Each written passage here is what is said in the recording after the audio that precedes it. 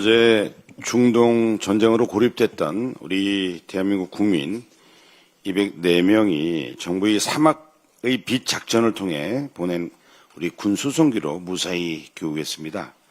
현재 파견된 군 장병과 공관 근무자들 그리고 외교부 국방부 합참 관계자분들의 헌신에 깊이 감사를 드립니다.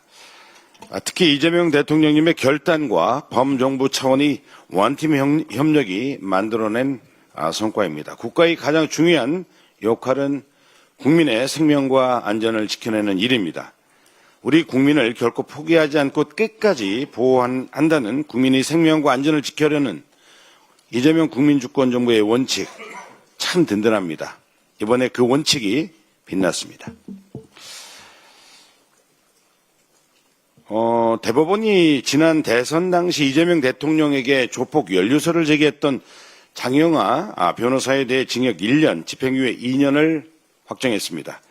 장영하의 폭로는 의혹이 아니라 거짓이었고 정치 공세가 아니라 범죄였습니다.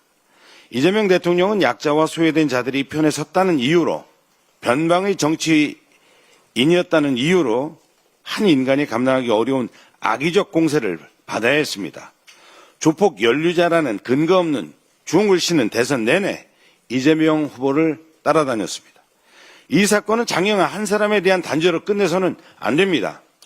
국민의힘은 이 가짜뉴스를 정치적 무기로 삼아 조직적으로 대선판을 흔들었습니다. 김용판, 김기현, 윤희숙 등은 확인도 되지 않는 허위사실을 퍼뜨리고 노골적인 정치 공세의 도구로 활용했습니다. 화면 한번 봐주시기 바랍니다.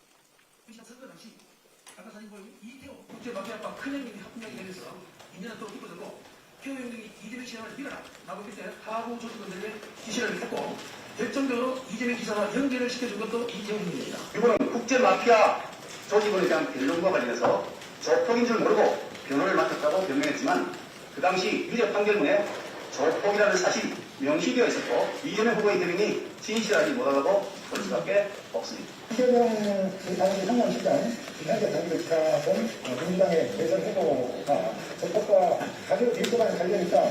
이재명이라는 사람 하나 때문에 지금 이 우리나라의 그 뿌리를 지키고 있어야 되는 사법과 언론이 얼마나 구석구석 썩었는지 게다가 그 중간 4개로 조폭까지 나왔습니다.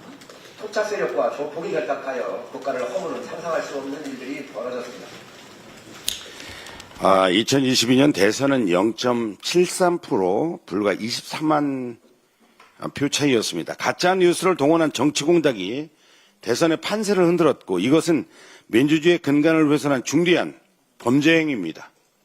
장영하의 유죄가 확정된 이상 그 허위 사실을 조직적으로 확산시킨 국민의힘 의원에게도 반드시 법적 책임을 물어야 합니다.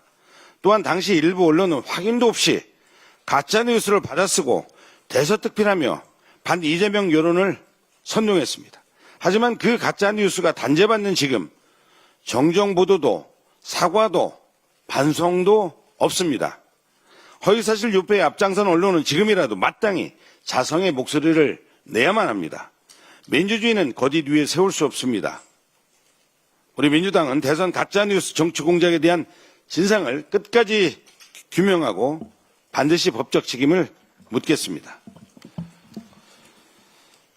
국민연금공단과 관련된 적극적 의결권 행사를 환영합니다.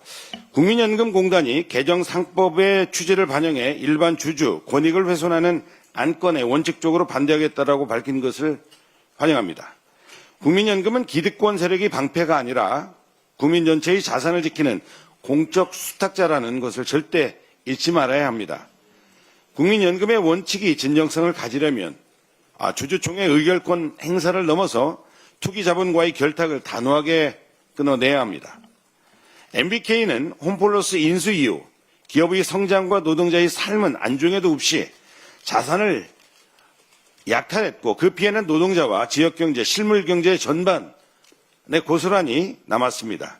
국민의 땀 흘려 번 돈이 이런 투기자본의 자금줄이 되어서는 안 됩니다.